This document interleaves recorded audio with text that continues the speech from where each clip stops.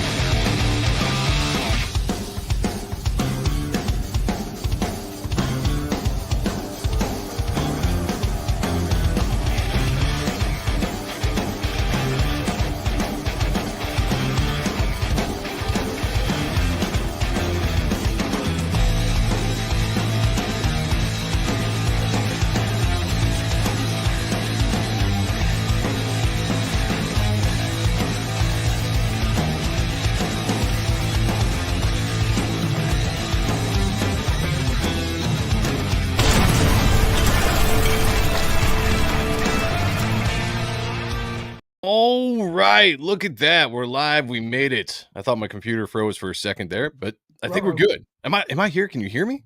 You can hear me. I hear you. You sound great. All right. You know what's been weird? I've been seeing a lot of creators complaining about StreamYard lately. I thought maybe it was just my computer, but the more I've seen other podcasts and stuff that I watched throughout the day, people are starting to bitch about StreamYard. So I think there's something going on when it comes to the StreamYard itself. There's some glitches, and I hope they figure it out because it's not been fun lately. I'll say that. Ooh. You know what I forgot to do? I forgot to do this. There we go. Let's get some dramatic music going. Yes. Yes, here we are. Welcome, everybody. This is going to be an interesting show. I do believe. Could be good, could be bad. We got thoughts. We definitely got thoughts. Yes, we do. If you guys have been paying attention with Ahrent stuff over the last 4 weeks, we've been going over the Hush series, the original Hush series from back in 2002. Yep. Jeff Loeb, Jim Lee, and we're getting you all prepared for Hush 2. Hush 2 dropped yesterday. We're going to talk about it here in a second, and we're going to see what everybody thinks. But I want to see if the chat thinks the same thing that we think on this book, and who knows? We'll get into it.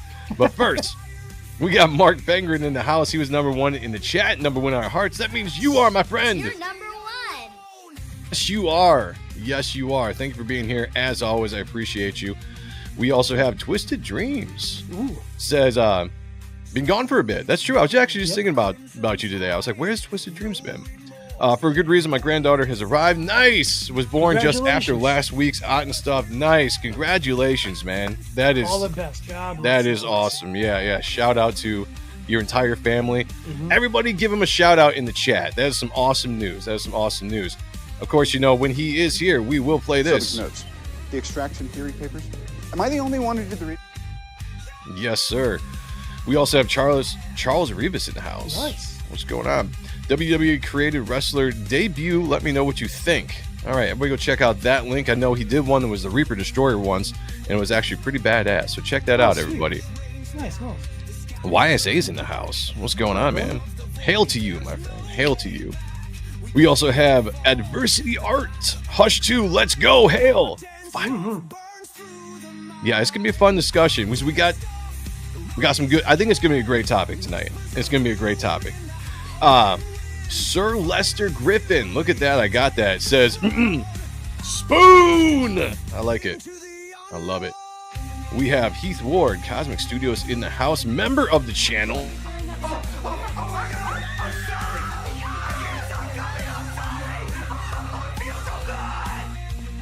Oh, it feels so good on a Thursday night to have you here in the chat, my friend. Thank you to all our members. We have Dennis Kelly in the house as well, saying, what's up, Joe, Sean, the chat? Hail all. Hail to you, my friend. Michael Pritchard. I'm waiting for the new broadcasting platform, Huddle the Lawn. All right, I like that. I like that. Hello to you, my friend. Hello. Guys, let everyone know we're live. We say it before, go into other people's DMs or the chats. If they are live, you drop it. If you're a mod, you drop the link and you let them know that On Stuff is live and we're going to be talking about Hush 2, and it's an important thing. So get over here and let's do it. Let's get going. Let's go. You know what I'm saying? We're going to rock and roll here. I'm ready, man. I am ready. It's Thursday. I'm feeling good. You guys are all here for Art and Stuff. Your favorite podcaster's favorite show about comics and art and stuff. 25 years and a half in the business on technicality. Oh, yeah. Over 40 years consuming and collecting the comic book medium in all formats. All of them. Like Norman, my skills are the baits. I might be a little dysfunctional, but I'm functional. I'm recklessly charismatic. I've been killing it in days since B-Boys belt buckles. Oh, shit. They're extraordinaire. Eat that, Kayla. Gifted narcissist with a dedicated personality. The Hispanic God on paper. Smoother than your days and under ruse. Creator type 1, the only one. Don't you dare accept no duplicates. I'm cooler than the gang. Jersey's finest, Sean Ahrent. With me as always, my brother and I. The very talented, the very sexy, the very distinguished, always narcissistic but never vain. Staunch defender Rob Liefeld and Gino Carano, and a lover of all things 90s. Joseph Michael Sonntag or Joe M Sonntag, as you prefer. The Pope likes to call me JMS, but the chat likes to call me Ronan Joe. Welcome to the show. What awesome show we have for you tonight. And if you guys noticed, the channel is now called the Ronan Joe channel. I just had to rebrand it. I had to rebrand it because people they're recognizing the Ronan Joe, and it's just let's do it. Let's just get into it. Let's roll. Before we jump into Hush 2, I know Sean's got the preview, right, that they put out. Is that what we're looking at? Yeah, it's a 5-page prelude preview to it. Okay, we're gonna jump into that and check that out. Yeah, get to that before I bring it on screen. Guys in the chat, I see a couple of people say that they got the issue.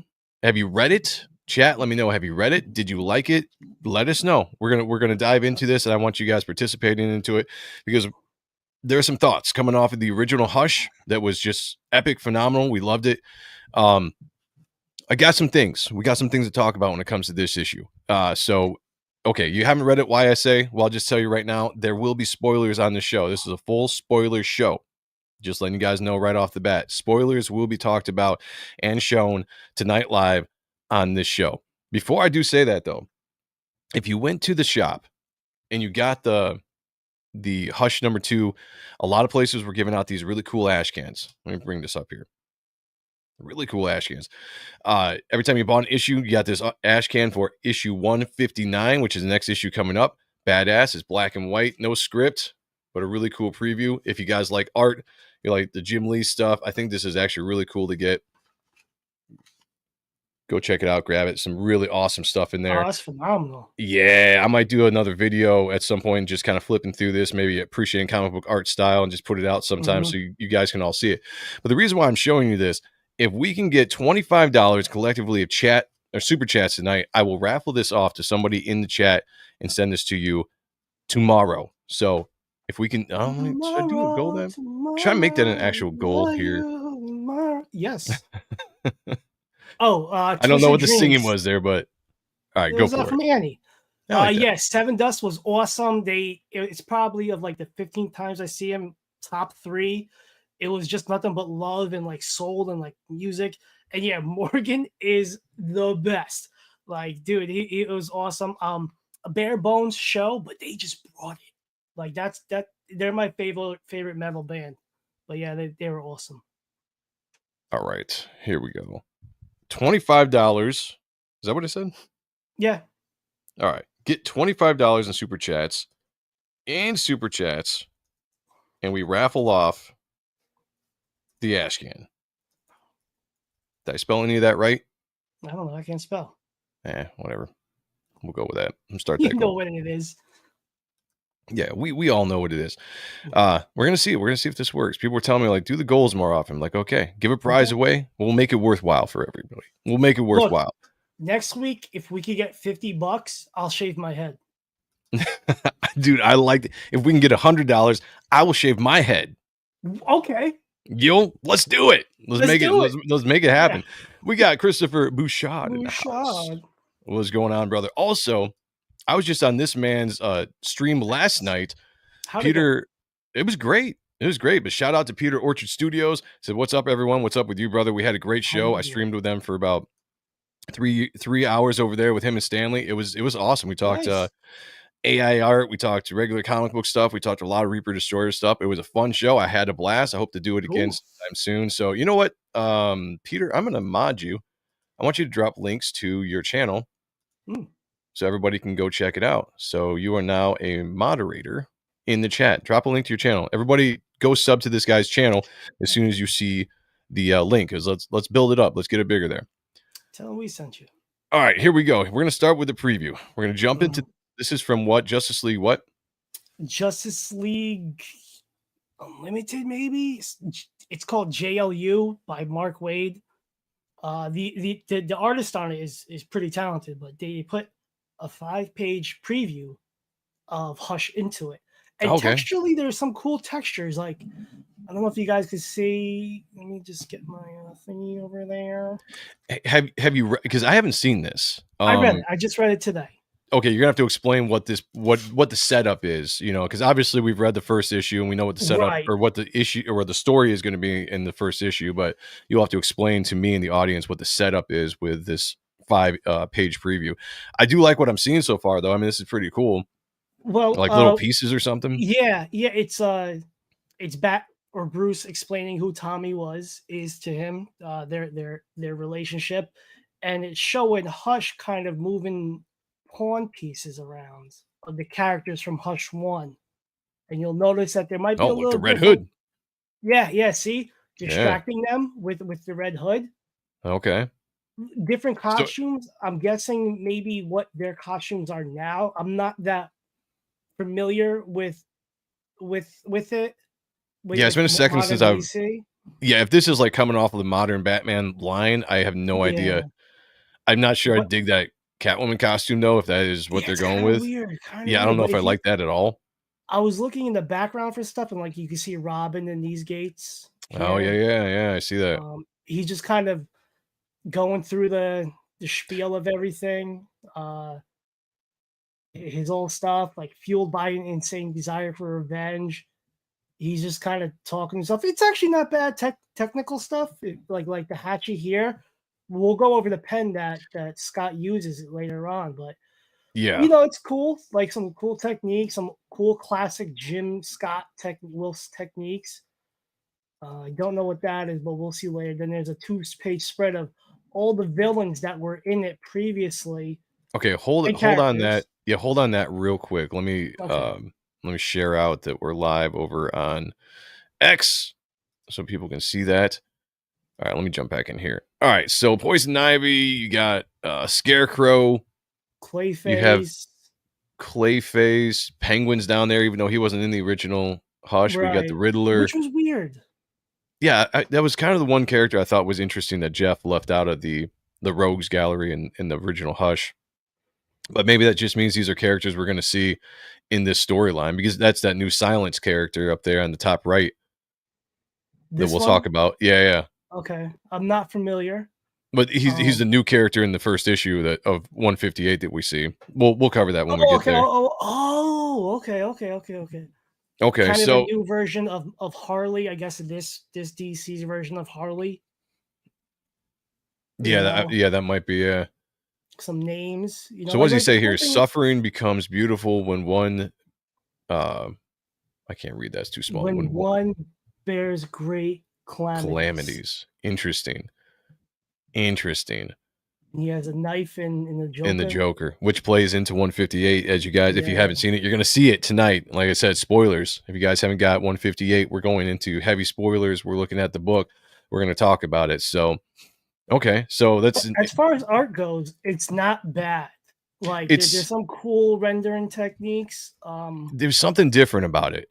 It's the pen. It's definitely the pen. You think it's the pen? Yeah. We'll show it off later on, but it because the quill and the brush give you a different technique. Like maybe that's it.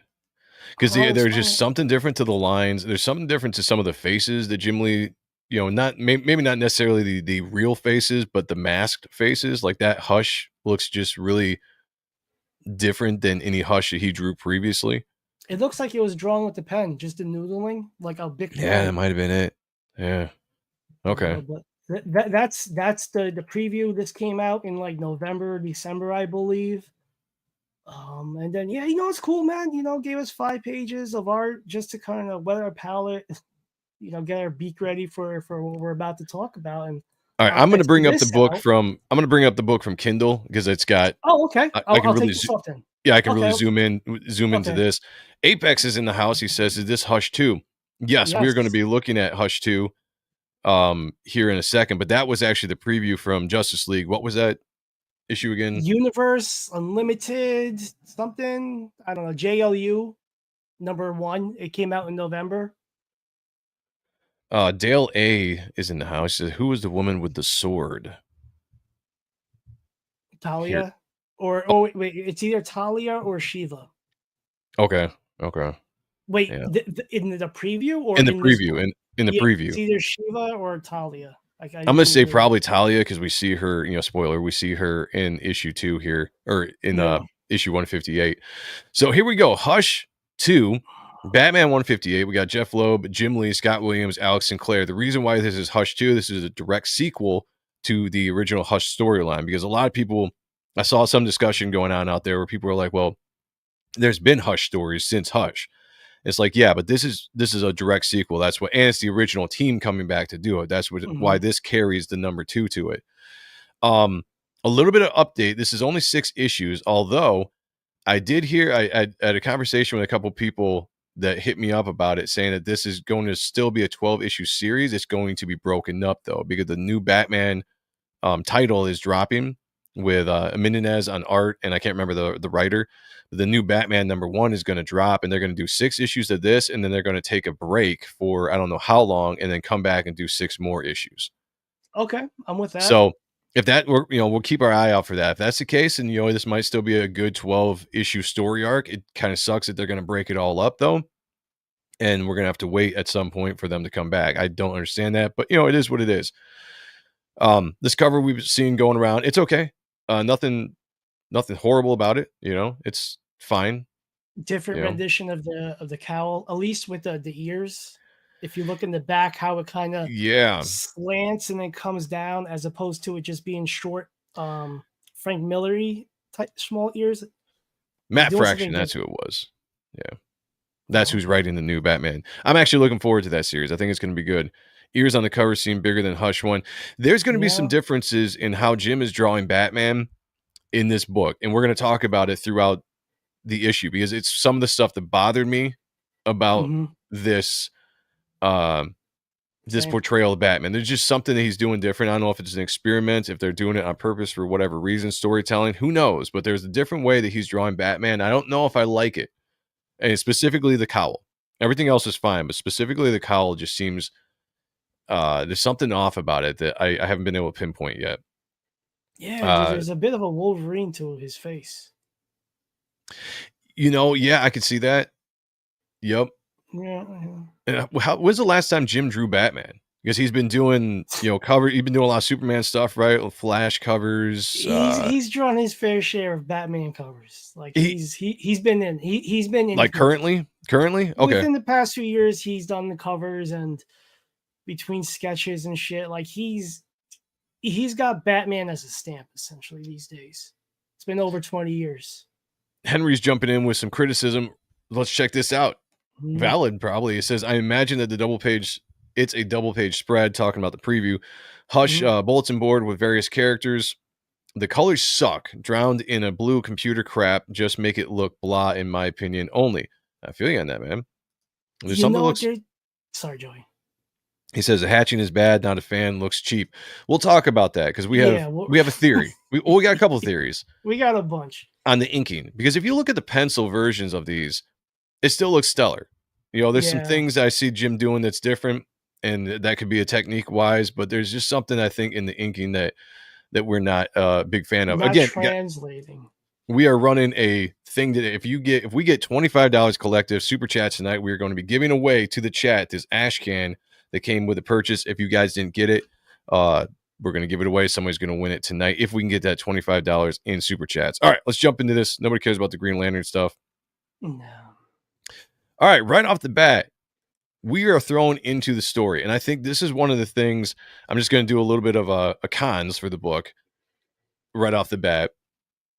The story's not bad. Actually, I'm intrigued at the story where we're going to go. But I thought the pacing in the beginning of this book was really jarringly fast, you know, to the point where it's just like almost like boom, boom, boom, boom, boom. We're trying to get you through and trying to catch you up and push you forward in this. Basically, Batman finds the Joker is tracking down the Joker on this reservoir, who's about to dump a bunch of piranha Joker fish, which is kind of cool to see the Joker fish come back. Yeah. Into the Gotham River. What's interesting about this is a kind of a recreation of the first time that Batman actually met the Joker. And so it's kind of interesting of why is the Joker doing something? He never repeats a crime, right? But here he is repeating a crime, and it's almost exactly the same. So Or it starts repeating the joke, right? Yeah. Yeah. Can we go in the colors real quick? Like Henry said, they're a bit muted, but the cool thing about the texture, minus the figures, it looks like they use like a piece of paper for the background just to give it like a watery color technique. And I thought that was pretty interesting. I had done that on the children's book that I worked on. I like that. There's definitely some texture to this. More so than we've seen, you know, in previous times with Alex Sinclair. Of course, I haven't seen a lot of his newest work, but yeah, it's interesting that there's a lot of texture in his colors. I'm not sure. Yeah, I'm not sure what the purpose of that is, to be honest with you. I don't know if I like it. Okay. Personally, I think I like the smooth colors of like the original Hush or anything that they've done since then. But this, yeah, I'm glad you pointed that out because I didn't catch that till right now. That's a textured background. So that's interesting. We got Vaughn in the house. What's up, Vaughn? Good to see you, brother. Thank you for being here. Yeah. I love the silhouette, though. I mean, there's still some great art in this book. We're going to talk a little bit about some of the stuff we don't like art-wise, but there's still some stuff that's just like, yeah, vintage. This is badass. And this panel right here, this silhouette panel is awesome. I think it looks dumb cool. Like if you remember seeing Jim's first piece of art of Batman, it was very Frank Miller-ish. Like when they were starting Image, he had done some sketches to be like, you know, if Image didn't work out, oh, okay, I do Batman because I'm Jim Lee. Right. Yeah. There's a cool aesthetic to this that's Frank Miller-ish that reminds me of that within that panel, and I think it's fucking dope.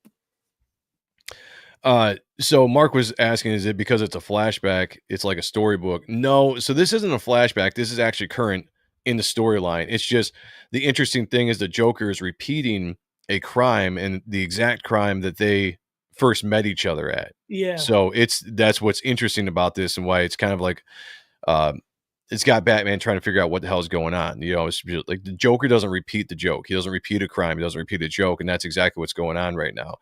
So they're dumping these sick ass Joker piranha into Gotham's River, and you got one of the henchmen there, you know, going off. I thought this double page spread was awesome. This is a throwback to the Hush one, maybe issue 2, because when he was like the panel layout, the overshot, like it's when he's facing off against the bad guys in the boat, and he's got his sonar radar on. Okay, it's a throwback to that. Not 100%, but it's very reminiscent, and I thought that was awesome. I can see that. Yeah, I do think this is one of the better inked pages in the book.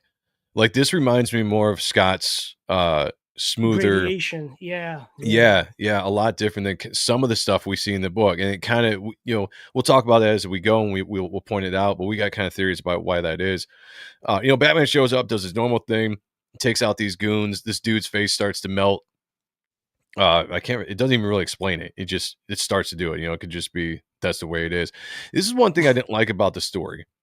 And I thought that Jeff could have done a better job of setting this up, and why I thought he was going at a rapid pace to get through the intro of this is because he takes out these goons, and the Joker is waiting in this dump truck, and basically gets the drop on him. Like I feel like that wouldn't happen.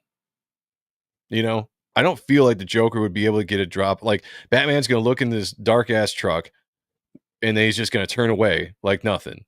He has sensors and sonar in his shit. Like he would be able to check that out, like night vision. Yeah. It bothered me when it came to the story, because I was just like, I don't want to call it lazy at all, but it was just one of those things where I was like, really, like that seems unrealistic to me, that the Joker's gonna be able to get a jump on him, especially when he's going somewhere, because the Joker's supposed to be there. He would be on high alert that the Joker is somewhere, And do you think they're de-escalating Batman as the world's greatest detective?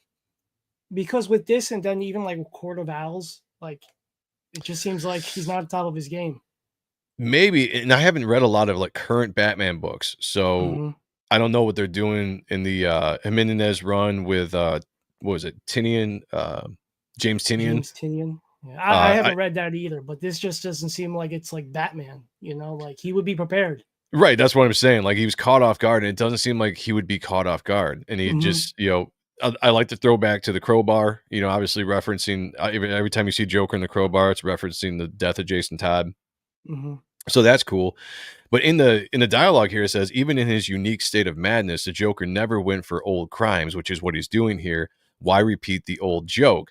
As he's getting jumped by the Joker, as he's doing this narration. And it's just this really easy crowbar to the face, kick to the face, and he falls off the dam into the river. Then we get this beautiful splash page here, and we get the old gang back together. And this is kind of very reminiscent of Hush, right? They're doing this kind of lettering and work, I don't know, like box designs when it came to the letters in the original Hush run. So this has the feel to Hush just right off the bat, to let you know that this is the world we're jumping back into. And Batman falls into the river, and he's immediately getting devoured by these piranha, and it's in a pretty brutal state. But I really enjoyed this. I thought this was really good. Like, again, there's some work in this book that's stellar, and then there's some stuff that's kind of just like it makes you wonder. Yeah. Adversity R says Hush 2 is on order. Nice, brother. Well, we're gonna be doing spoilers here, so just so you know, we're gonna be looking at this book. We're gonna talk about it. We got the time scales in the house. What is going on, bro? Good to see you. There's something with his tech. Again, we're gonna go over the art, and this is all subjective. But this is coming from two huge Jim Lee fans that grew up on Jim Lee and Scott Williams. Hey, how's it going? Huge fans. Yeah, we got all the respect in the world for Lee and Scott Williams. So even some of the criticism we're going to talk about tonight, we still hold these guys in the highest regard. Yeah, like there's just some techniques that they're doing. Like if you just zoom up a bit, like the rib cage area, like that's the line work. Yeah, like that's new. Like the black shot or whatever you want to say, like the thickness, like. Maybe it's new, maybe it's evolution, but it's I'm not used to it. I'm just it could be evolution, in the style, because we even saw in the original Hush they kind of evolved their style as that series went on, and they kind of found a comfortable working area of what they were going for. This, to me, there's a lot of what I think looks like experiment going on when it comes to both Jim and Scott. I feel like they're both kind of experimenting with certain things, and I'm going to talk about a little bit later what might have influenced that stylistic experiment. Age could have a lot to do with age. We've heard some health things, and some maybe some influences by some recent work by some people could have gone into this.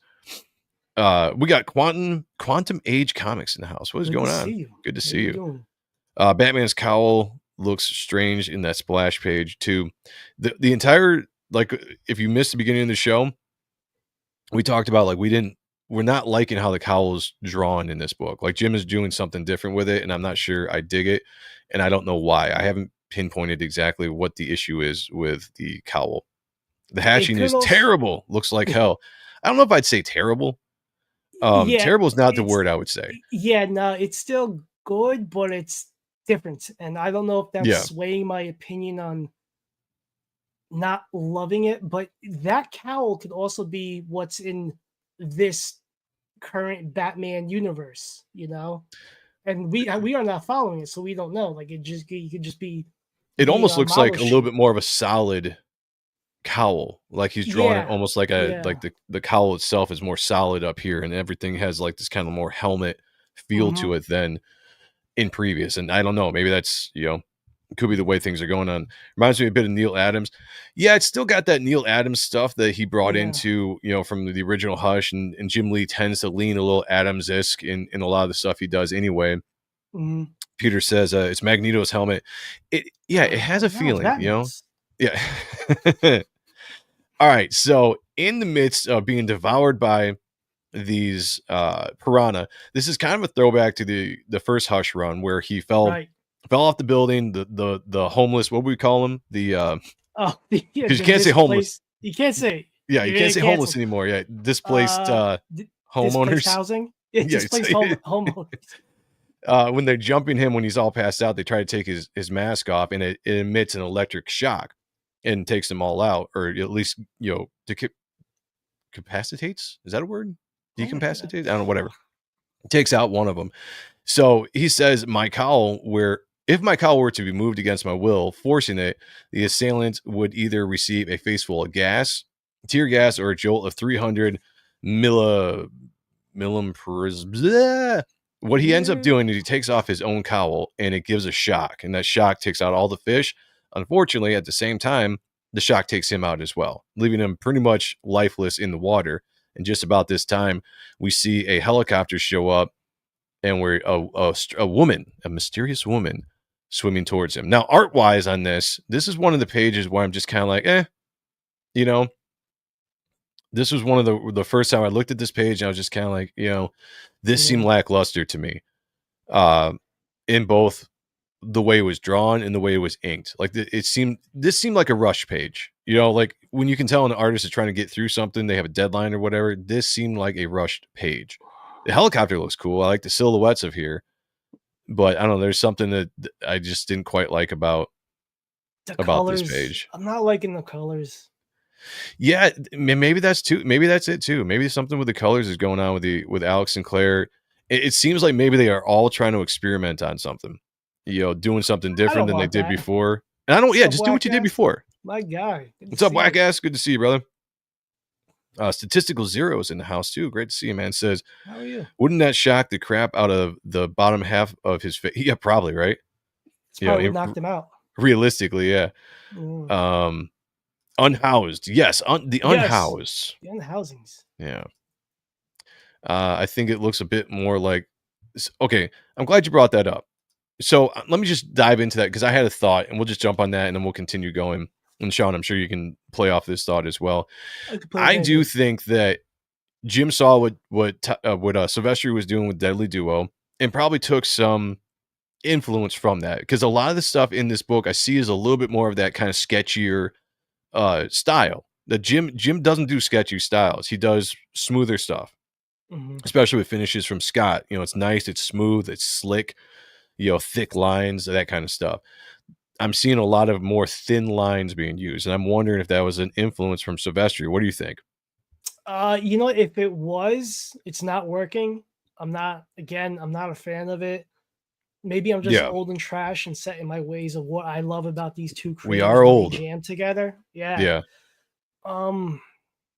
I can see where you're coming from, but it's not as sketchy as what Silvestri does. And maybe if they did it that way, when it was just kind of like chicken scratches, maybe that would sell me more. This just seems like less. A little bit more like the Wrightson, which is what Silvestri kind of does. He does like a Wrightson kind of style mixture of what he does.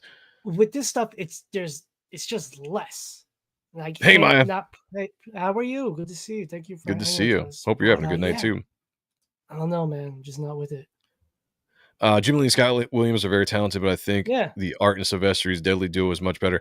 I do too, as of right now. Yeah. And we'll see if this gets better the more issues go forward. But right now, first thoughts after just reading this yesterday, going over it, checking it out. There's a kind of our first thoughts on everything. So And the Joker. one thing to Go play ahead. off of that real quick last time. Yeah. Silvestri had like 8 to 9 years to work on that and redrawing it and finding a groove, where Jim Great point. had a year. And we're saying a year like, oh my God, this guy took a year to draw a book. Look at us. But like he's got a different world. He's an exec. He doesn't do monthlies anymore. Stuff like this needs pre-planning. Yeah. Like, so he needs a lot of lead time to get back in the groove. From what I heard, I think he had like a 7-month lead time. So how many ever books he can do in 7 months, it was where he's ahead of. I don't know how much that is, but yeah, some of it looks rushed to me. And the reason why I think it looks rushed, if you guys watch Jim Lee on his Twitch streams going back to the last 5 to 8 years, watch him draw. He's incredibly fast, but the faster he draws, the more loose he gets. It still looks good. It's still Jim Lee. This is still better than probably 90% of the stuff from other artists that aren't named Jim Lee. You know what I'm saying? Yeah. But I feel like that's become his technique. When you watch him draw those action pages or Action Comics 1000 pages that he did, and he did that live, it was great, but it was still it was fast. Everything he does is really, really fast. He's hitting those deadlines. He's getting stuff done. And it just looks to me like a project. Rush might be the wrong word, but he just drew it really fast. And maybe he didn't put the same kind of effort that he did in Hush 1. Because Hush 1, that was a statement. He came out after having a bad reputation from being late books with Image Comics, and he hadn't been on the scene doing sequential work in a while. And he came out and made a statement to people that I'm Jim Lee, I'm the king, I'm back. That's what that felt like. This kind of feels like not that is the best way I can put it. Like you said, last minute, like, is this a last minute ditch effort from DC to kind of save the brand? It could have been like with Absolute Batman. Yeah. I haven't and read that's doing really good. Yet. Yeah, I mean, it's still doing. People are liking it. Yeah, people are really loving the Absolute brand. Is this something else to kind of hitch onto that? But it's like, I think maybe it's like 2 years too late, because if they did it in the 20-year anniversary, it should have been. It's more in sync, if you will. Yeah, you're right. I agree, and I agree with Michael here too. Jim can do the sketchy stuff when he inks himself. And I was almost going to say might have preferred him to ink himself on this, because I love what he does when he does the thin line sketchy stuff, kind of like Silvestri does when he's inking his own work. Yeah, much better than some of the other stuff I see. So I do agree. We got Paulus Arts in the house. What's going on, brother? Good to see you. And with Jim's sketchiness, like you said, like I agree with everything you just said. But if he takes that, but like put time to it as an inker, if you will, there'd be more pizzazz, more of a polishy finish, more. Yeah. There's some pieces he did during the auctions for during COVID. For the comic book shops, that were some phenomenal pieces of work. Some of the stuff was beautiful. I agree. I agree on that. So that's my artistic rant. If you take it or leave it. So getting back to the story, when we jump in here, I thought this was kind of odd, because the Joker says here, I do enjoy it when he gets involved, almost like he wasn't planning it for Batman to get involved, which is kind of weird. So is this a setup? Was the Joker set up to do something? We saw Joker kind of be a pawn in the first Hush. He just kind of showed up. He was, is he a pawn again? So something to keep an eye on going forward. But the Joker, he's seen better days in this issue. And I think it's actually one of the storylines I actually like about this issue. We get introduced, though, right off the bat. And again, we're only like 4 pages in. That's why I was saying, like, this, we're going through it slow as we're talking about it. But when you read it, it's a fast-paced, boom, boom, boom, boom, boom. And you just kind of like, it's almost too fast. Like, I thought the pacing was a little off to me for what I like as a story that builds up. Even for Jeff Loeb. Yeah, even for Jeff Loeb, yeah. Is that type of writer. Yep. But I thought this guy was cool. I was like, who the fuck is Samoa Joe? It's Moana. Yeah. You're welcome. What a great movie. Oh shit, yeah, here we go. I didn't even see that. That's what I was saying. Yeah, Moana has entered the DC universe. I thought the same thing too. It's like, it looks like a, kind of like Moana. Right. This style, the rendering he does on this character's name is The Silence, and you're gonna figure out why here in a second. This is very reminiscent to me to Divine Right. a lot of less heavy rendering, a lot of light rendering to kind of show shape, you know, and just way more negative space when it comes to like the skin and stuff and suits and whatnot. I don't know if I quite like that because that was never my favorite Jim Lee style. Oh, I loved it. Because it was different, and I just love that. I read that story once a year, but The story was good. The character designs were fun, but like that was the yeah. art. That was the time when he was doing the kind of Campbellisms in his art style, Yes. you know. And I was just kind of like, you know, it was fine, but coming off of Uncanny, coming off of X-Men, coming off of The Fantastic Wildcats, Four. in the Fantastic, yeah, in the Fantastic Four was good. Did we ever We look at that? haven't. We need to. You know, not a lot of people give that praise because that's That's true. fucking- That's heavy hitters. you Yeah, know, we need to within do 6 more of issues. that what was that called? Heroes Reborn. Yeah. Oh yeah, please let's do that. Yeah, that and Cap. Edwin's in the house. What's going on, brother? Good to you. see you, man. Okay, so Joker runs into this character, big imposing character, picks him up. I thought this was cool. I like this where he taps on his throat, and you see all these like these lines or whatever this is on his face kind of start to light up, and he just, I'm assuming he whispers. I don't think he yells it. He whispers, but the sound is so like sonic, like it basically bursts the Joker's eardrums and just why am I trying to say this word decapacitate? That's not a fucking word. No, it is. Is it? Is it a word? No, what the fuck do I know? If you keep doing and saying it, put it on the universe, like, it's real. yeah, if we put it out there, it just becomes it. Yeah. You know, incapacitates. Thank you. If my wife was here, she'd be yelling at me. She was like, "That's not a word, dude." It's. I'm like, okay, it's my own vocabulary. I'm sorry. And so he drags the Joker away, leaving a shoe behind, and then we get our first appearance of Hush. What's cool about this? We saw this in the preview, the Justice League preview. He is everything he does in this book is a whisper, right? And the chat, you guys were great. I don't see Hail the Lore in the chat tonight, but usually look this up. Is he quoting Aristotle again, or is he doing another quote of some kind of philosopher? Because that's what he did in the first Hush. So the chat figured that out last time. It says patience is bitter, but its fruit is sweet. And we just see the shot voice there. Box crushed. Is that why? Or is he just playing it to the gag and being Hush? I don't know, because he didn't do that in the first run.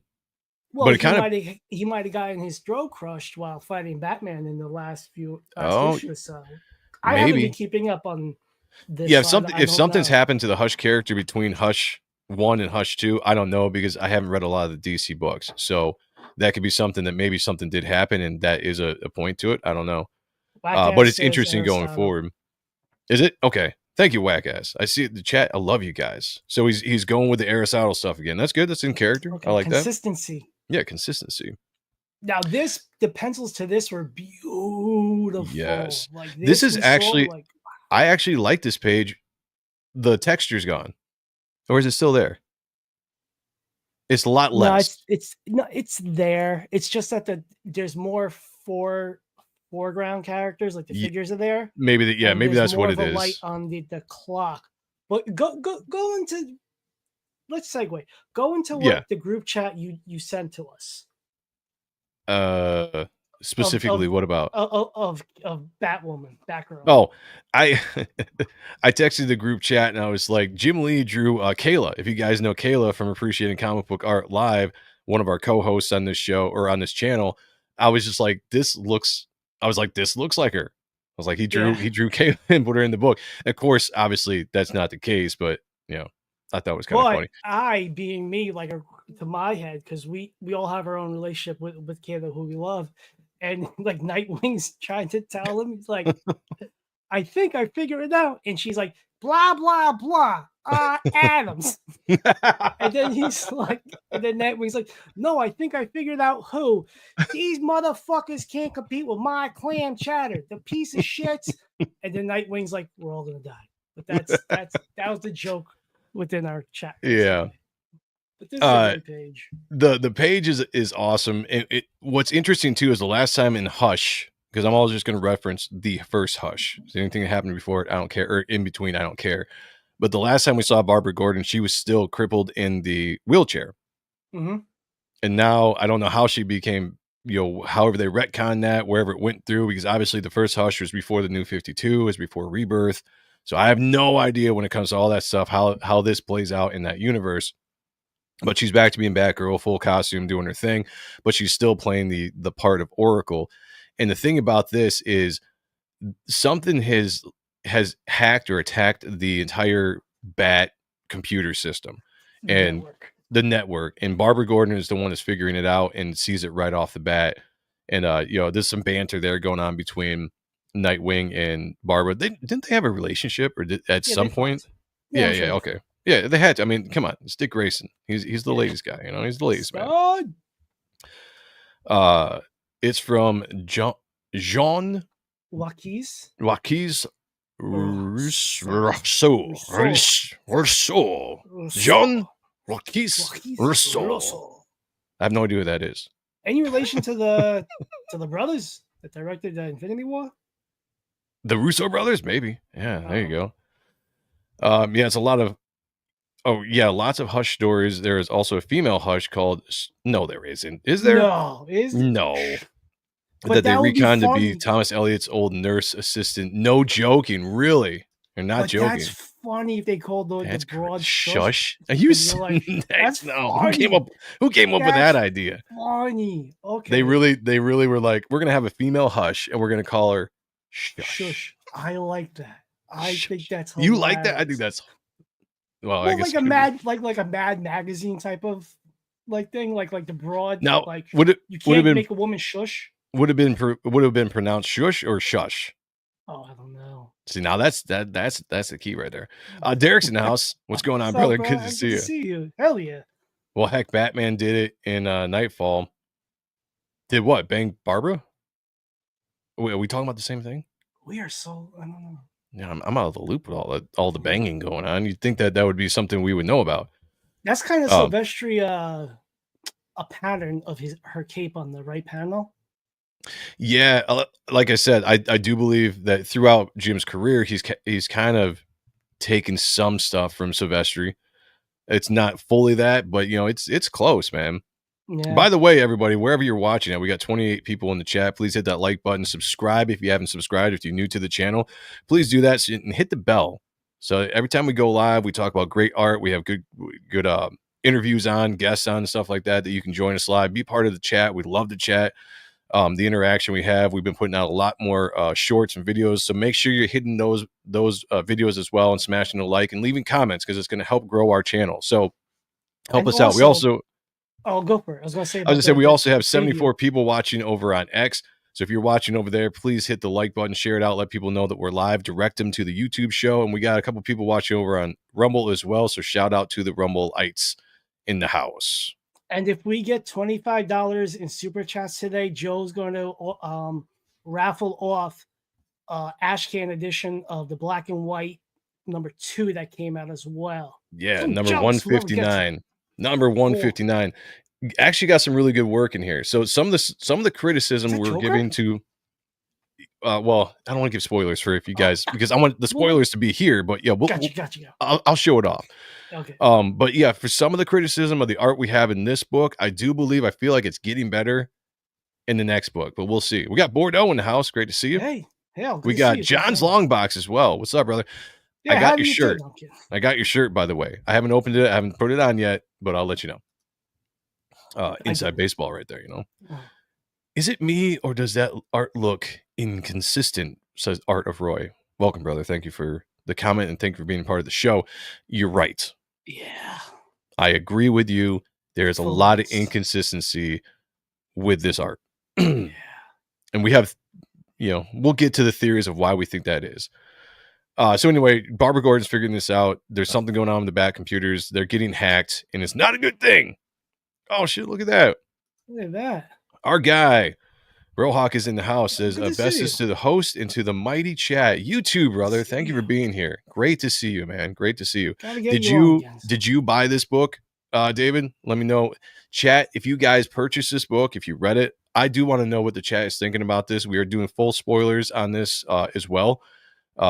Liked it, hated it, thought it was I want to know what you guys think. So, throwback here. Saved the mystery woman who saved Bruce from the water. He's thinking right off the bat, he was echoing in the dark fog. Selena. I do like that helicopter. I like the design of the helicopter. Like That's cool. some of this page, not so much. Like I do like this first panel. I like that That's cool. That looks like Heaton. a little, dude. Yeah. Maybe that was a throwback to Batman Returns right there. Sure. Interesting. And that looks like a dude. Oh, from that angle, that is yeah. You know, there's like sideburns. It's like There's some interesting shadowing going on there. Like it's a heavy shadow off her ear. That does look like a sideburn. I think it's just kind of heavy shadow around her eyes too. I don't know. There's this wasn't my favorite page. I do like the helicopter, but it wasn't my hate favorite the coloring. page. The coloring too in this scene, but go back to this page. I love it. I love the colors in this page. That rocks. But Very this purplish. whole the palette in this scene, the kind of teal, the green, whatever's, I don't know. I'm not digging it. Maybe they're just trying to find that groove like Stella, you know? That could be. Talia al Ghul is the one that saves Bruce from the water, does CPR, brings him back, because he's essentially electrocuted himself, drowned, and she just shows up out of nowhere, which is a mystery in itself, you know. Great and shot she said, there. I like this shot, like this kind of classic Jim Lee, butt shot there. And I will say again, like the lighting is very on point to what Jim Lee and Scott does, but I do think am I seeing like, is it just a hatching or is there like a dry brush kind of feel? No, there is. There is a grit, not yeah, gritty, it's like but some gritty. There's a smooch, like a smudge to it. I don't know if he's using like a charcoal pencil or a dry brush. It might be. Yeah, that's a man, baby. Okay, you haven't yet. No problem. Let me know what you think. I mean, I want to know if people are actually going out and getting this book, and if they're excited about it. Because I'm still excited about it, even though we both have heavy criticism when it comes to this issue. And we told you we would be honest about this after looking at the original Hush, which we both hold in high regard. Highest. And we only lie to our women. Well, I do. My wife watches the show, dude. Oh shit, my bad. Yeah, I only lied to my women. There you go. Thank you. Chibru 1138 is in the house. Says hail to you. Thank you for being in the show. If you guys haven't yet, I said before, please hit the like button. Share this out with everybody. Let everyone know we are live and join the conversation. This is to me, it's a hot book. This was ordered over 400,000 copies. There were 18 covers, but this is a book that people are liking. They're talking about. They're digging it. So I want to know what you guys are thinking. And more importantly, back type 1 on Indiegogo. We're so close to 10K. Don't be a bum. Back type 1. It's an action adventure tale like no other. Yes. Do it. Absolutely do. We got Rick Saylor in the house. Hell, brother. Got the book in my hands right now. There you go, like brother. Now? Tell me what you think. Like right now. Like as then. No, like right now. Like he's reading the book as we're doing the show. Oh, okay. That's how you do. So basically, long story short, he's trying to figure out why the hell Talia is in town. Supposedly she's in town visiting Damien. And she just happens to be around, oddly enough, which I think plays there's more going on than meets the eye here. Sure. Of why she was in the right spot at the right time to save him. And okay, I want to discuss this panel right here. It's kind of funny. Where's the Joker, Talia? Anyway, I don't know what's going on in this panel because this doesn't look like Jim Lee or Scott Williams to me at all. And this is one of my complaints with the art. Like he's got downs. I don't understand. This is one thing I was going to bring up in this book, even in stuff I've seen previewed for the next book. Jim is doing this thing where he's doing a lot of like blacking out the eyes. I don't know if this is if it's some kind of subliminal thing with the storytelling. Like, like you're trying to represent like he's blind to what's going on or can't see what's going on. I don't know. That's good. Is it just a technique and he's just trying to lean into these crazy heavy shadows? Whatever it is, I don't like it. It's jarring. It throws me off to looking at Batman. I'm like, this giant black spots here for his eyes, the heavy shadows. It doesn't work for me. And the wrinkling is new. Like where your right here, mouse is right there. Yeah. That seems like a newer technique. And again, it's probably from the pen. Yeah. David says, I only bought the Batman Hush unwrapped back in the day. Got my sons some falafel. Yeah, the unwrapped, the original, beautiful. Man, that is so good. That is so good. The pencils versions I've seen of Jim Lee putting stuff out on Facebook is actually pretty damn good of this. Of this stuff, yeah. Of this stuff, but I need to see the pencils of this because I looked at this and I was like, this must have been like, let me take 2 minutes to draw this panel so I can move on. And then Scott came in and finished it, but it was just, it doesn't look good. It was disappointing to see. I didn't like it at all. Does that Derby panel look better in black and white? That's I wonder. I haven't seen it. Maybe it does, but it's the level of art that Jim Lee and Scott Williams are at, right? They're top of the game to me for 30 years.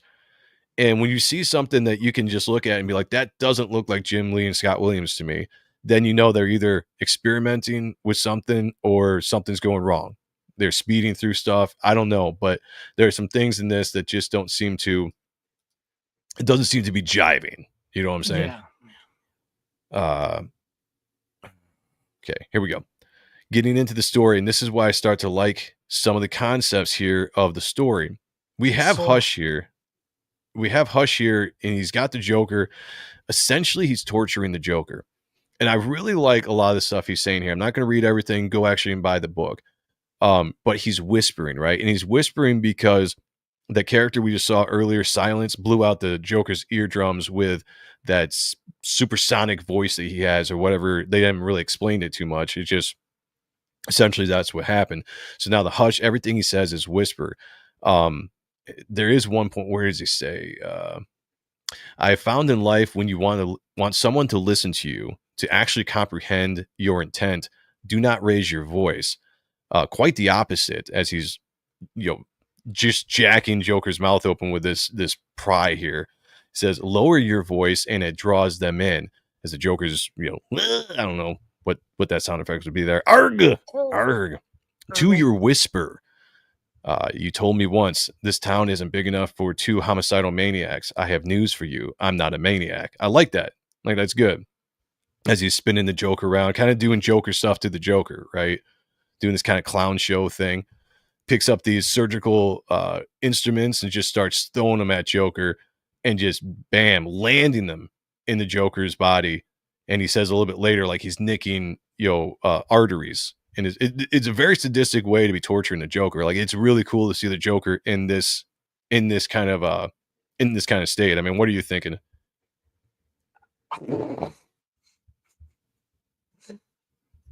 I just wanted to get to the end of this so I could give you my bulletins. Like, I mean, what do you think about the scene though? It's smart. It's smart torture. Because he's not killing him. He's just hitting the arteries to do the damage that needs to be done. Because he's a surgeon and what have you. Yep. Let me see you to that panel. I could not do that panel in 2 minutes. But here's the thing. Fucking Sean Ahrent. Here's the thing though.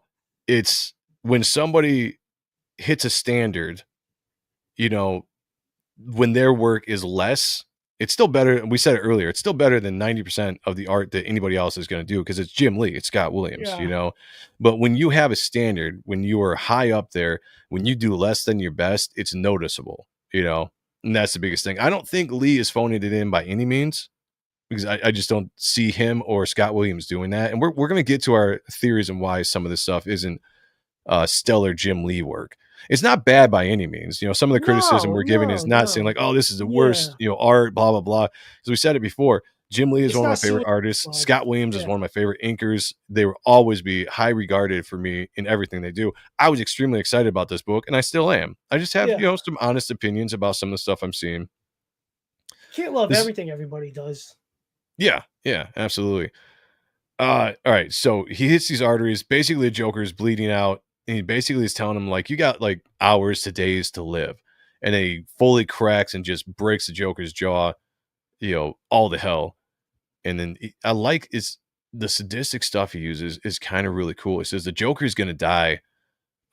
If you only had a family, who will mourn for you? Like it's, I like that. Like, I like the verbiage. I like the idea. Like he's torturing the Joker for some reason, which we didn't see in the first time. He used the Joker in his plan with the Riddler.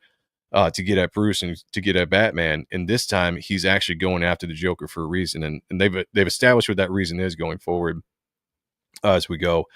Back to Bruce in the Batcave. He has switched into a version of his old costume, which I kind of like. It's a version, like it's updated. It's got armor, on the arms and stuff, but it's got the old black and yellow, which I've heard some people are like, I miss the black and yellow. Well, there you go. The black and yellow symbol is back. There you go, nerds. Have fun.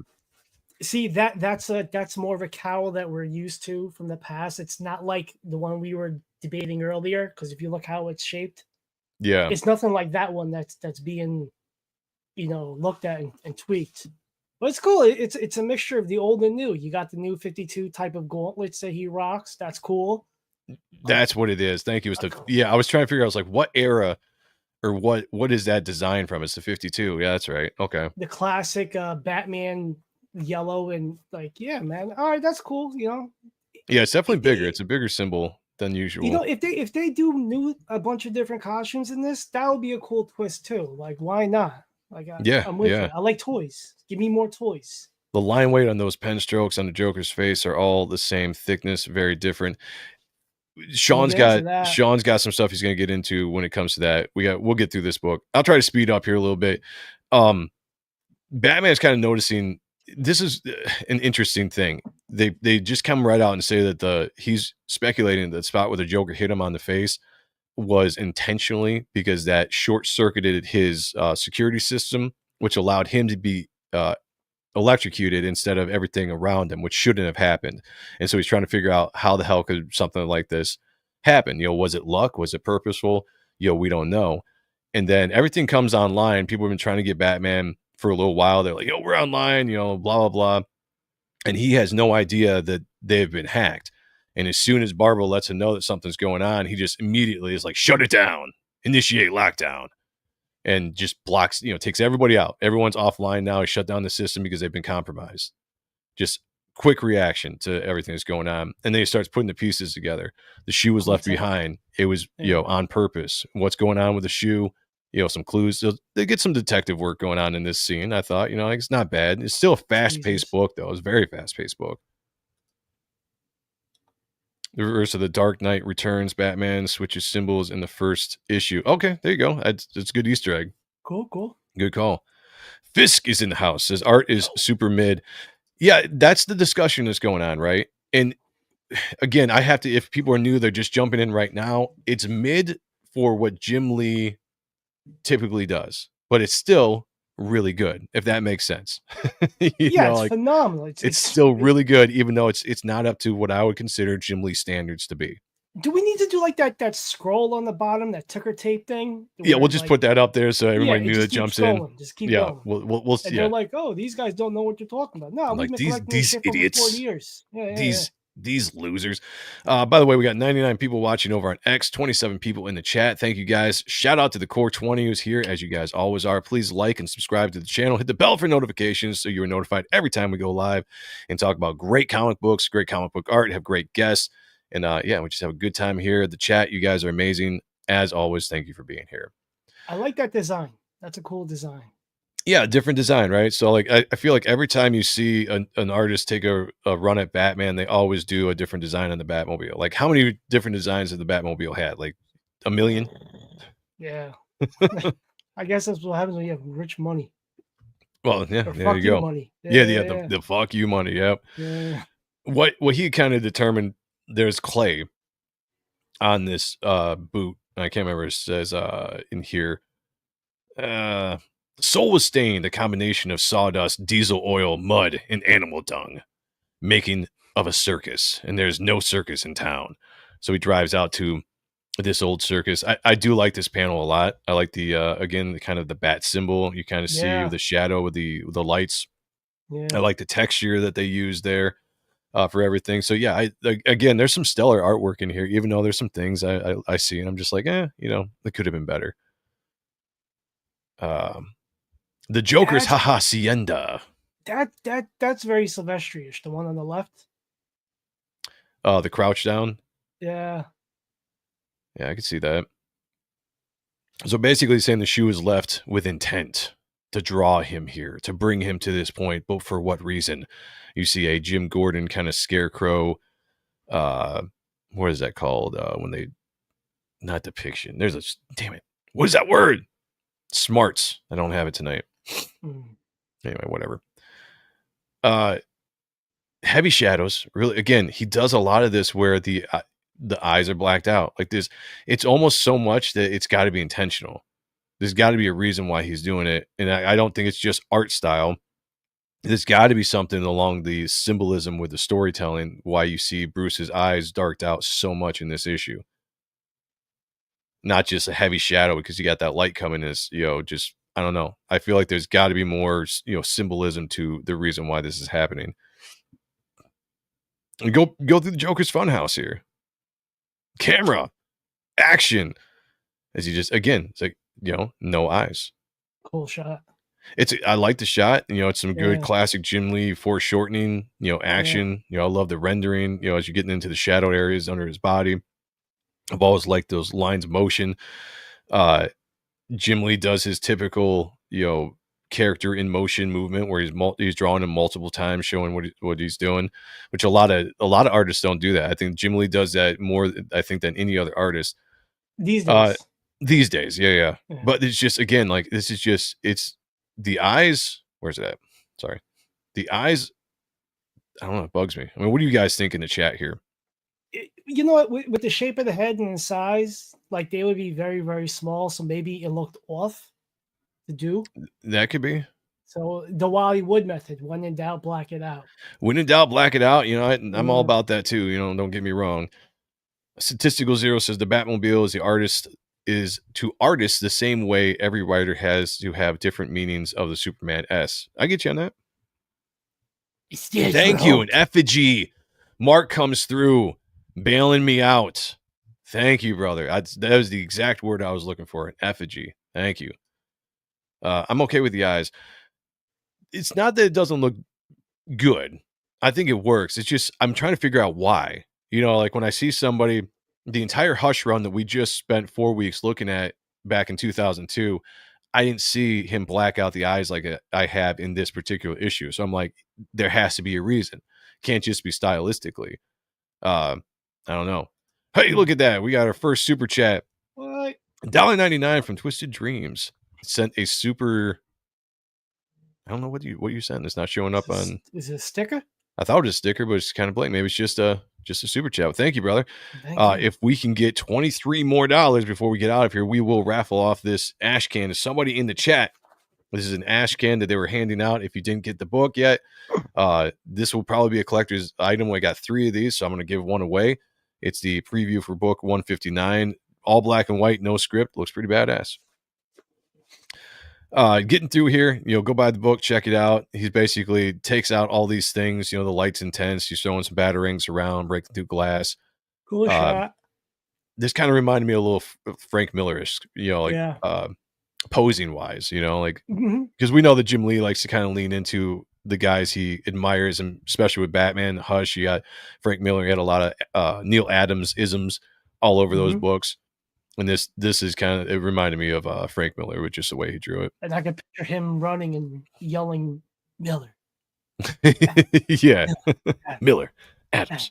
If you guys don't know that, just you won't get that joke. Bother Kevin Smith to put up figure those out old interviews from his old podcast. Everybody in the chat right now, go tag Kevin Smith on wherever he's at. Tell him to stop crying, whatever he's crying for, and tell him to put up the old Batman on Fat Man or Fat Man on Batman podcast he had back in the day, where he had Jim Lee, Greg Capullo, Neil Adams, Jeff Loeb, Miller, or not Frank Miller, but Quesada was on there. Snyder. He had Scott Snyder was Jeff on there. It was such a great podcast. I loved it because you got so much great information, and you can't find them anywhere. They've just been scrubbed from the internet. And it's just like, why would you do that, Kevin Smith? You bastard. Anyway, go bug them about it. Let them know that we said that we need it back. Oh, really? Motherfucker. Oh, well, that's some bullshit. Somebody buy those for us, and I will. Please. be your friend forever. After all we do for you people? After everything, the entertainment that we give you, somebody can't go and buy those podcasts for us? Fucking Come on. Jeez. Steve Cannon's in the house. Says they have an archive of them on Reddit. Really? Is it free? I've never been. Somebody drop the link. Mods, go find it. I need to know. Yeah, Penguin. Somebody, let's just do it, please. Admiral Wackass, help us out. All right. Anyway, back to the book. So back to Emerson and Lake and Palmer. Welcome back, my friends, to the show that never ends. Great band. So this whole scene is kind of a throwback to The Killing Joke, with when Gordon's going through and they've got all the pictures of Barbara and stuff, or in The Killing Joke. It's a throwback there. It's not exactly the same, but it is what it is. He comes across the Joker's broken, lifeless body. His jaw is all jacked up from that torture they did, just all detached and hanging there, bleeding out. I think they could have done a better job with the blood, but maybe that's a DC thing. I don't know. Oh, yeah. DC's a bunch of bitches. Yeah, because they got some nice blood splatter on the back there in the star, but like the cubes? What the fuck? The colors that Sinclair used for the blood on his chest, like some of the splatter, I think just kind of looks off texture wise. I don't know. Hey, extra. Make Admiral Wackass a mod, which I don't know why he's not. Oh shit, he's not a mod? Good lord. Well, how could I not do that? By the way, guys, if you want to be a mod, just let me know. I'll mod anybody up if you want to drop it. Not all, but hey, I'll take it away too if people abuse it. I mean, it's just what it is. True. But if you guys want to drop links to your stuff, your channels, your campaigns, other people's stuff, our stuff, whatever, absolutely do it. This chat is supposed to be to help advertise everybody. You feel free to put anything in there as long as I approve of it. Yeah. There's some lines I guess you can't cross. There's some people we just don't like. Yeah. There's a lot. There's a bunch of cunts that we know. Name names. I'm just kidding. Really? Oh no. I love the textures here. Like this is some good stuff. I really like the shadow just kind of going over his crotchal area there. Hashtag don't forget about the crotch. A little bit. Okay, Mark is coming through. I'm gonna take 2 seconds. I'm gonna go to this link. Mm-hmm. And I'm going to check this out. Okay. So do I have to follow this? Do I have to create an account? But can I listen to this? I'm going to hit play. Oh, copy. Nope. Hold on. No preview available. See, is it going to do it? I might have to sign up for an account. Oh, no. All right. Thank you, Mark. I'm going to check that out after the show. If that's a link to where I can watch it, listen to those, I'm down, man. I appreciate it. You rock. Yeah. You are the man. Thank you. Can I name a number of names? No. Yes. We don't. You're not a creator. You're a backer. Well, that's true. You are a backer. You do what you want. Yeah. Creators here, we try to stay out of that shit. Yeah, but you can do whatever you want. And I'm not even talking about things that people think we're talking about, just in general. No, I'm kidding. I am not. Sean's I'm talking about it all. I'm kidding. I don't give a fuck. Michael Pritchard for $9.99 says Jim and Scott hopefully are just knocking off the rust, and that could be that absolutely could be. And I've seen some stuff that they put out, and some of the pencils look fantastic. We're going to jump in this conversation in a second. All right, where are we at here? We've got $9.99 and the $1.99. So we got So we got $12. So we are close. $13 more, and we will raffle off that ash can. That is really awesome. I want somebody to get it tonight before we end the stream. So $13 more of super chats. Doesn't matter who does it. Doesn't matter how much it is. If we can get to that $25 mark, I will auction off one of those. If we can get higher, Sean will shave his head. I will shave my head. If we can get $50, I will shave my head. Cunto Hair's in the house. What's going on, brother? Good to see you. By the way, shout out to Cunto Hair. Was number one, I think, in the Ronan Joe show. Nice. It was the first time he got number one in the chat. So shout out to him for coming through. You should give him a free sketch for that. Yeah. Yeah. So here's the conundrum. I like how Batman takes his glove off. He takes his glove off to touch the Joker. He was only the pawn. And this is the thing in the background saying, so many memories. Your old pal, Jim Gordon, his beautiful daughter, Barbara, your precious Robin, that one really stings. And he says, how long have I tolerated his existence? The pain he has inflicted. Not just on me, the ones I care for. Finally, he lays dying. It's like, do you let him die? Do you let him live? What are you going to do? I love the art in this, though. I love the silhouette. Very Frank Miller. Very Frank Miller, with all the negative lines showing the movement, the colored up very nicely there. I like that. Good stuff. Says, only one man could do this. Says, so this is quite a pickle. I'm missing his tech. No. Let's say you just left me here to die. Croak, kick the bucket. One man with the knowledge of who I am and what I believe in, who has the skills to execute what he sees as a game.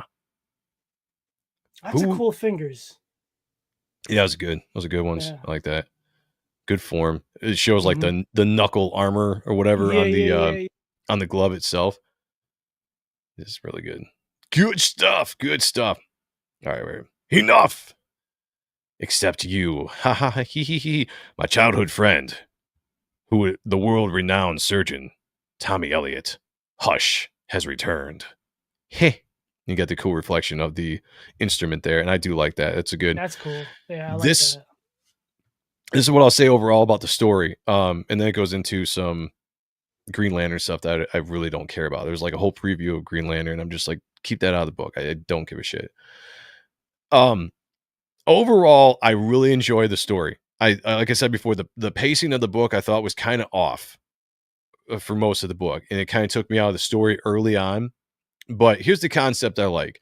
From what I was reading, Hush has captured the Joker and tortured him, basically exacting vengeance for everything that he did to Barbara Gordon, Jason Todd, and everybody else that the Joker has affected in Bruce's life. Basically doing it because Bruce hasn't done it for all these years. He's just let the Joker be after all this stuff that the Joker has done to the ones that Batman loves. And I think this is going to be something that is going to drive a wedge between him and the Bat family. If you see the cover to issue 162, it's him and Batgirl fighting.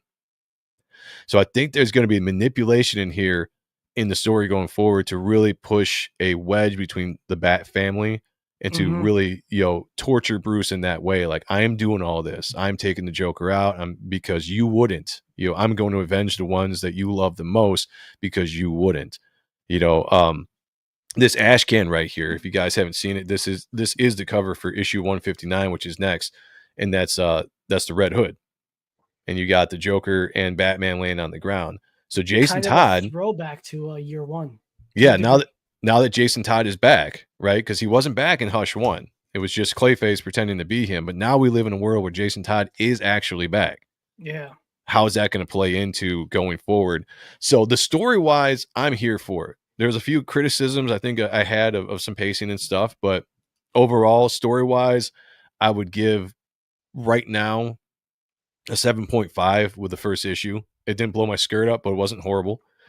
What do you think when it comes to just a story? And then we'll talk about the art. But before we do that, $5 from Rick Saylor says, don't be a bum, back type 1. That's right. Go out there and back it. You back dumber books. But so that $10 more, I think, if I did the math right. No, I didn't do the math right. If it was 12, 6 more, 5, 17. Is it 17? Yeah. So $8? $8 more, and we will raffle off that ash can to somebody that's in the chat. Glasses are breaking. Well, for me, I barely liked it story-wise. Kind of lackluster. We had, it seemed like they were trying to get their groove back. I don't know, man. I'm hoping that there's a bigger payoff at the end now, knowing that there's 12 issues, but maybe there's a bias because the first issue of the first Hush was so awesome. It was a really good first issue. So drastically changed. And granted, it's 23 years apart because he started that in 2001. Yep. So you got to figure he's older. They're both older. I don't know. Like, I didn't love it. I thought it was alright. It was fine. I'm still gonna go out to the shop this week to get a copy because I'm a fan of both these gentlemen's work. Yeah, and always will be. But the coloring really had a lot to do with it. Like this is fine, but it's still kind of like Photoshop light. Like somebody new getting into it. It's not what I'm used to with Wildstorm Yeah, aesthetics, if you will. it I don't wasn't as love good it. as I thought it was going to be. The only thing that threw me off, like I said, I like the story. I like what it's building up to. It's a good jump off of the cliffhanger. Why did he, knowing why he's doing what he's doing to the Joker, gets me Yeah. interested in what we're going to do with the story going forward, or what they're going to do with the story going forward, and how does this affect Batman's life with the ones he loves, Barbara, Jason. Now that he's back, how does this affect these characters, and how does it, create a wedge between them all? I think it's gonna be interesting to see how that plays out. The only issues I had with the writing, I thought the pacing was a little off. I thought you get thrown right into the story, and it's just like, boom, he's there. The Joker gets to jump on him, which doesn't make sense. He goes into the river, and it's just this really fast pace. It's almost like they did this really big data dump, or just, we got to throw a lot at you really quick for the first issue, and maybe we'll slow down in the second issue. Before we get talking about the art, John Snowden says DC's number ones and even twos lately seem like 18-page stories with 2 extended preview ads. Same happened with Justice League Unlimited. Interesting. Yeah, they're probably trying to save money. Less pages, less. Yeah. I guess, I don't know. The art felt smaller than Hush one. That's a good point, Yup. Dale. Yes. That is yes. a very good point. Yeah. I get. It's no Brett motherfucking Booth good. That's a fact. That's a fact right now. Brett is untouchable in my opinion at this point in time for anybody out there. Yeah. The panel gutters are pissing me off. Like the big thick white. Yeah, I could see that. Not really. There's some choices in here that I did not like. All right, let's jump into the art real quick. And then we need $8 more, guys. $8 more super chats, and we will get to that $25 goal, and we will we will raffle off that ash can. I'm gonna leave it here because that's a cool here's the pen that Scott's been using for let me blow you up here. Probably over a decade. Let me see if I can get the. Yeah, because he switched to a pen a while ago. I think when he did the original Hush, he was still doing brushes. He was still doing brushes and quills. Like if you look, there's like a synthetic brush to it, which you can get some really great textures. Carl Allstater, funny enough, was Jim Lee's and Scott's and Wilson's assistant back in the day. Yeah, he's the one that told me about this. Shout out to Carl, love you, man. But nice. Shout out to Carl. Yeah, but yeah, it's like. What up, Black Spiders? Hey, how you doing? There's something that's missing with the quill or the brush. Yeah, these things can do some cool stuff, but there's just like it's those lines. I'm just not feeling them. What's interesting? Have you seen Scott's art? His own art that he was doing. You did covers for Marvel, and it looks fantastic, right? Yeah, I don't know if he's using that as well, but there's some really great shit. There is something going on with, and that's why I said I wonder if they're experimenting with style and be like, hey, let's try some things, with this book and just see what works, see what we like. And maybe you'll see that kind of correct itself as you go. Because you saw with Hush 1, they started out with a certain style, very rendery, kind of beefy Batman, but also rendered style like you would expect to see. And then they slowly pulled that back as the series went, and it became more heavy shadows, not as much rendering out of shadows as it was before. So they did adjustments on that first run as well. This might be something very similar where they are starting out, like they're experimenting with something, and we'll kind of see it. I don't want to say correct itself, but we'll see it kind of play out with, do they like it? Do they stick with it? Do they change it going forward? That's one theory that I have. Before I jump into the second one, Michael Bancroft's in the house. What's going on, brother? Good to see you, man. Hope all is well with you, my friend. Always good seeing you in the chat. We gotta get him back on here sometime. I know he's fucking mad. We do. Yeah, he's been everything he's doing and killing it. But we got crazy busy out there. We got like already questions for you. Yeah, we gotta get him back on. It's been a second since he's been on Ott and stuff. We need to do that. He's him and Rob are the only ones that say Ott like I do. So I kind of feel like it's that accent. You guys share. Yeah. You got the accent. The brothers and accents, Yeah, I like it. Matt LaRock's in the house. It says, what up, Sean, Joe, Bancroft, whack ass sailor. What's up, brother? Thank you for joining us tonight. If you guys are just jumping in the chat now, we just looked at Batman Hush 2, which is Batman issue 158 that came out yesterday. This is the sequel to the original Hush. Sequel meaning this is the entire team that did Hush is back doing this book. And it's something we've been excited about ever since they announced it. We went over and did an entire series covering the entire Hush run, all 12 issues over 4 weeks on Odd and Stuff previous to this. And we said we were going to do a review of the first book and let you guys know what we thought about it honestly. And this is what we're talking about. The story so far. What would you give it? Like, all together as the issue? Because I gave the writing, or I gave the story itself about 7.5 as far as setup, art, all together. Oh, look at that. Chauncey Blakey's coming in, hitting that goal. $25. We just hit the $25.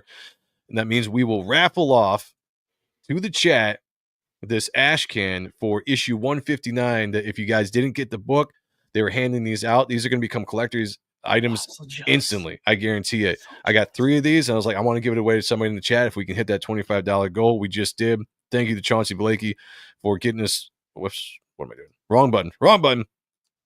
For getting us over the line. And thank you to everybody that super chatted tonight. You guys, because I haven't done this in a while and I love you guys, and it's lore. Dr. Fishy. Dr. Fishy! No! Thank you, guys. I appreciate you. And we will raffle this off before we get out of here. And if we can get to $50 tonight, I'll shave my head. And if we can get to 100, I'll shave my head. He'll shave his head too. So let's make magic. Insulin ain't cheap. Art supplies ain't cheap. Look, you know what we do for you fuckers? Like, we are here for you. No, it's like everyone's like, fuck these guys. Fuck these guys. All right. Hush 2. Start collecting. Everybody type in Hush 2 in the chat and you'll be entered into that raffle for that ash can. So Hush 2, Hush space number 2. Type out, I'll type it in just so you guys have that. And if I win it, there's no shenanigans. Yeah. Hush 2 in the chat if you want to be just like I wrote it. If you want to be entered into raffle or to win that ash can, and I will send it out to whoever gets that at the end of the show. All right. Overall rating for this book, and I'm trying to take into consideration that my anticipation for it was so heavy that I didn't want to go in there with such high expectations that I wasn't going to meet it, because it's so hard to meet those after a 20-year gap in a sequel. So I'm trying to take that in consideration so I don't give it too low of a score that it shouldn't get. So I'm going to say realistic one, though. Like an honest, my realistic would be 8. I'm going to give it a solid 8, which is right at that. It's better than good. It's not great. It's right in there. It's so it's fine. It was fine. It was entertaining. I like the story. It's enough for me to want to go pick up the next few issues and keep on going. I give it a solid 8 for the first book. I mean, what would you do? What would you give? 7.5. There you go. That's pretty close. I'm excited for all 12 issues. Yeah, now that we know it's going to be 12 issues, and this was the debate because it was supposed to be 12 solid issues, and then people were like, no, it's not 12 anymore, it's 6. And then more information came out saying like, no, it is 12, but it's going to be broke up for some odd reason because the new Batman #1 is dropping in like I don't know, sometime in the next few months. They're rebooting Batman. Like between like Absolute Batman, the new Batman, and then the ending of this. Like it could be. It's like just wait and just fucking put all 6 out consecutively. That's what I was wondering. Like, why not just do that? Why have this break? Because I feel like you risk hurting though. Like, you risk hurting the story. Hurting. Oh, as far as that, maybe. Like this should have came out like 2.5 years ago for the 20th anniversary. Like this just seems like we need money. let's do it. Possibly, yeah.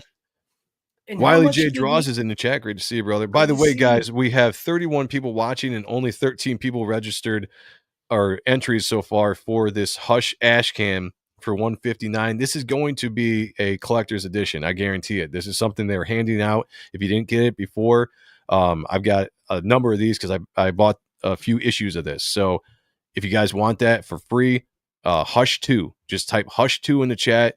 We'll go to the end of the show and then we'll do the drawing. But we only have 13 people who typed that in and 29 people watching. So definitely get on it. If you were watching on X or somewhere else, get in the YouTube chat and enter to get this, because that's the only way you can do it.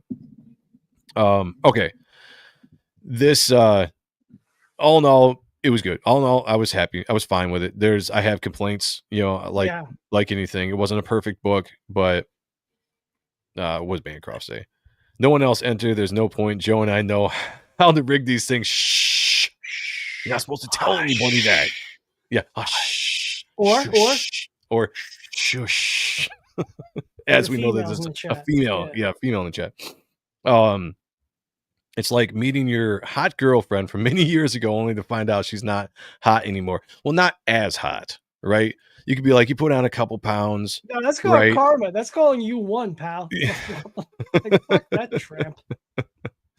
It happens. It happens. Her game wasn't even that good anyway. Here was a rumor. I don't even know if it's a rumor, but I heard some people saying that Scott Williams has also been having health issues that might very well be affecting some of his usual polish. I don't know about that, but that could be the case on some of the finishing on this, because usually Scott has a very slick, very clean finish to Jim Lee's work, thicker lines, a lot of good line weights, and he does that in the book. It's just not consistent, and that's what I see in this book mainly, is there's a lack of consistency with some of the art, and I think that's just throwing me off compared to what they normally do. I will say this looks a lot better than the Suicide Squad stuff they did back in 2016, I think. 16, 17, maybe 15. Yes. Yeah, because that's a great point. I wasn't too happy with that. I do believe that this is better than the Suicide stuff. I think this does, the pencils at least look better than the Justice League stuff. Let me see if I can find some of the pencils. Real quick. 52, where that was more sketchy with the rendering and more kind of off the beat. Yeah, rendering, like it wasn't Hush. I think it's better than that as far as pencils go, but the finished look on that is a little bit better because of Scott's techniques. Let me share this new setup, and I'm sure Bancroft knows what I'm talking about. This new setup in StreamYard is interesting here. Let me share this screen. Okay. So here is the cover for that I was telling you guys about, and Jim Lee has been sharing a lot of his art on Facebook. This is the cover to 161. 161. That's at 162, but it's 161. Yeah, it's great. I love it. The pencils look good. I mean, there's nice thick lines. The line weight is there in his stuff. I do believe that he's still drawing the ears just a little different. Like they've got a little bit of a curve. You know what I'm saying? Yeah. Seems like just got a little bit of a curve instead of the straight up that he was doing with Hush 1. And there again is the blacked out eyes. I have to think that it's something to do with the storyline. Oh, I'm still looking at, like, I think this is really, really good. This is beautiful. I love this. Yeah, like this is great. Like, love the pose, love the motion. Not X-Men days, but like just because like that shit's what it was, but that's really good. Interesting. Wait, interesting in one way is to put it. Shite is another. Oh shit. Shite. Oh shit. Oh shite. Shite. Silvestri is always better. Well, yeah, I mean, it's a preference, right? But Silvestri is just Silvestri, man. Like Silvestri's the goat. And Silvestri had 8 years to do his book, where Jim had a year starting point, which is, I'm just trying to put that equation out there, because Silvestri had all those years to read. True, he worked on that thing for 10 years. Yeah, and Jim, even though like we're saying, oh, he had a year to draw this comic or whatever, but this guy, he's older, he's got a family, he's a suit, so like doing the monthly grind isn't his wheelhouse. So doing special projects takes more time to. Let me find another piece here. Let me find. I think we made it. Did we make it? No, we made it. Yeah. If you stepped out for a bit and you missed it, type in Hush 2 space with a number 2, and you will be entered for the ash can, and we will raffle that off here in a second before we get out of here. Here's another great page.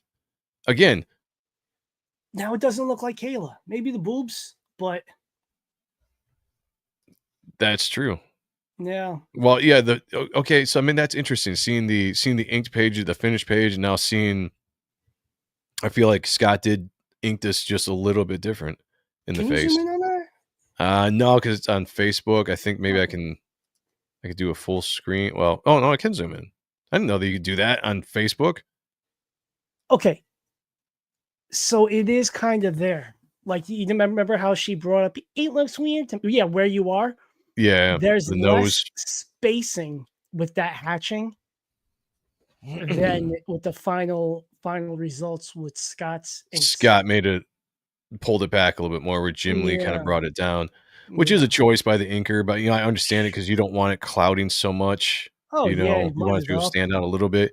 But I think I think the Beautiful. pencils on the book look great. Yeah. Yeah. Apparently I can't scroll down when you zoom. Fuckers. Yeah, that's weird. You can zoom, but you can't scroll. Maybe. But Can Joe, you? all I Oh, I want to can. do Look is at that. zoom, All zoom, right, zoom, and figured a it out. boom, boom, and shake Zoom, her zoom, butt. zoom, and a boom, boom. Mhm. No, this is great. I hope they put out an unwrapped version of this. Yeah, just pencils. Yeah, because I love the pencils. The pencils look really good. These are tight. These are really good shit. Like this is great. He did a book. It had Let me find him, another one here. Ramita Jr., and one of the Huber brothers. Like they Oh did an yeah, that's unwrapped good. version of it, and like he did like a Green Lantern story in it, and that's really tight pencils. Like that's a lot better than the Justice League shit, and that's a few years after. And this is great. I'm This was probably assuming the this is first a thing. cover maybe for an upcoming Yeah, issue or a splash page at least. But yeah, like that's yeah, still like that's fucking solid Jim Lee. You can tell I can tell he's experimenting a little bit with some of the stuff he's doing, but not to the point where it's like bad. Like it's a little looser. I'll say that. Like some of the stuff I think the line work wise is a little looser, and I think he's letting Scott do some of the heavy lifting with rendering out of this because I doubt Scott is going to do these loopy lines like this. He'll probably change that a little bit, rendering out of the shadows. But this looks great. this was the page where you brought up to me. You're like, look at the difference, Yeah. Yeah, because between the pencils and the inks, and we were like, oh, okay. We had a great discussion about that. when Sean and I first were looking at the preview books that they were putting out, we were just kind of like, oh man, like some of this doesn't look as great as we thought it would look. And then I saw this and it's like, I think it's some of the inks. I think some of the way it's being inked is taken away from some of the pencils. Cause you look at something like this, and this is, to me, it's vintage Jim Lee.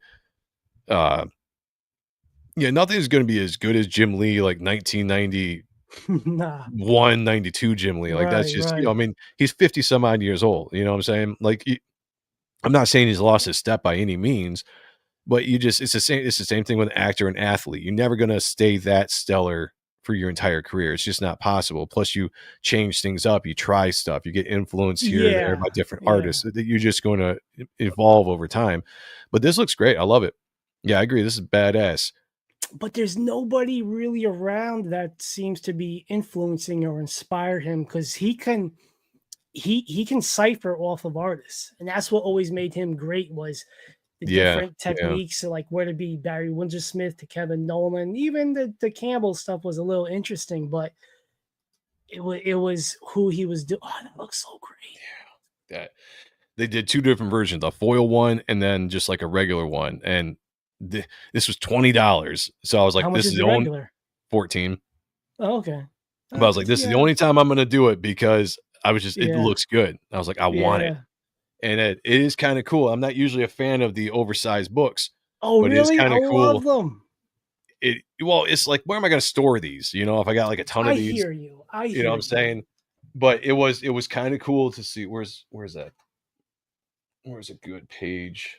But Splash. you know what the good thing is, like if you're an up and coming creator, or even a creator in general, you could get this drawing a page of actual size to this, and then Yeah, getting what yeah, the printed yeah, looks yeah. like, so you get like a mathematical comparison of what it'll be doing when it shrink down. So Right. that's Yep. brilliant. I wish we had more shit like that when we were a kid. I feel like my daughter's freaking out upstairs, throwing a fit. Should probably end this stream here and go help my wife out here in a second. Bancroft says either Joe shrunk or comic books are bigger than I remember. It could be a little bit of both. I do keep getting older. That's nuts, like a coffee table piece. Yeah, it's huge, man. I usually don't get them. That's I what was like, she I'm said. doing it this time around. Yeah, that's all right, guys. We have 27 people. We have 15 entries. We have 28 people in the chat. A couple more people. Type in Hush 2 if you want that ash can, and then whoever wins it, DM me on Twitter, on X, your information so I can send it out to you. All right, let's get. Hold on a second. I'm holding. How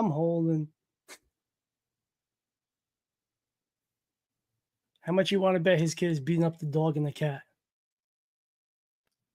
Oh yeah, freaking out. There's freaking out going on upstairs. Okay, let's do I'm gonna close this out. Let's do this giveaway. Let me share this screen so we can see who wins this ash can. Hopefully you guys can't hear all this noise in the background that I'm hearing on my mic. Kids, it's a part of life. It's what kids do. What are you gonna do? Yeah, it's been more lately though at night. Oh, You really? know, yeah, it's becoming a thing. It's becoming a I thing. told you, whiskey in the bottle. Look how I turned out. There you go, just a little Yeah, bit. don't you do know? that. Don't do that. Maybe that's a bad idea. not live. You know. Look how I turned out. Yeah, we're all good. Make sure Hush is capitalized. Is that what you need to do? All right, make sure Hush is capitalized with the 2, just to make sure, because that's what it's got to be. Capital HUSH space number 2. Do that real quick. We'll leave this open for a couple more minutes. All right, hold on a second. I'm getting a call. No, there's one copy for this, one for him, and one that I'm going to try to get for myself because I didn't get to the shop just yet. But yeah, everybody's doing good. Hush. Bush. Yes, Bush, Michael. Yes, we love Bush. Or is it Bush? Bush or Bush? All right, we're going to wrap this up because I'm being called upstairs because I need to deal with things. So this is going to be it. I'm going to do a countdown, and then we are doing the draw. And do a draw. Hush 2, everybody. Get it in there last second, and then we're ending the stream. Not Kush, Chauncey. Hush. Correct that real quick. I like how you think. All right, here we go. In 5, 4, 3, 2, 1. Here we go. See who wins here. See who's going to be. Who's it going to be? If it's me, we'll draw again. Twisted Dreams. No way. Look at that. That's cool. Our That's guy. cool. Our guy. Go. Twisted What Dreams. a great win. You That's got awesome. a grandchild and you got a Nash. Yes. Everybody This is congratulate really- Twisted Dreams. He's got a brand new grandchild. And he got the ash can. So shout out to you, man. Cool. Glad we could make that happen. Cool. All right, guys. All right, we're gonna have to end the show. I gotta go do parent things, but thank you for joining us, guys. Be back here Sunday at 10 p.m. for the Ronan Joe show. We're gonna have a lot of fun like we always do. Then Monday for the Spawn review at 9 p.m. And then we'll be right back here next Thursday at 8 p.m. I do believe we have Will Perdono coming on. Will or Dan? I gotta check the Will schedule. coming on the 10th. Yeah, it's either Will Perdomo or Dan Chichester, one or the other. I gotta look at the schedule. I don't pay attention for shit. Yeah, but we will be looking at cool because this is the format of the show going forward. We're going to look at books. We're going to talk about story, and we're going to have guests on when they do come on to join in on the conversation. And then we'll check out what they're doing in the field of creator isms. So thank you guys. Got to cut this show short. We got to get out of here. Got to do adulting things. But thank you for joining us tonight. The chat's been great. Congratulations to Twisted Dreams. Hit me up on X. If you don't have an account, here, I'm going to put my email, which is not secret. So I'm just drop it in the chat here. You can email me as well at joemsonntag@gmail.com. Hit me up, Twisted Dreams. Bums, back type 1. Don't be a bum, back type 1. Reaper Destroyer is going out. And I'll get more updates on that as well. Going to run the short intro, and then we're going to get out of here. I'll see you guys all on Sunday. Be good to each other. Take care of one another. And as always, picture me naked. Talk to you later. Peace.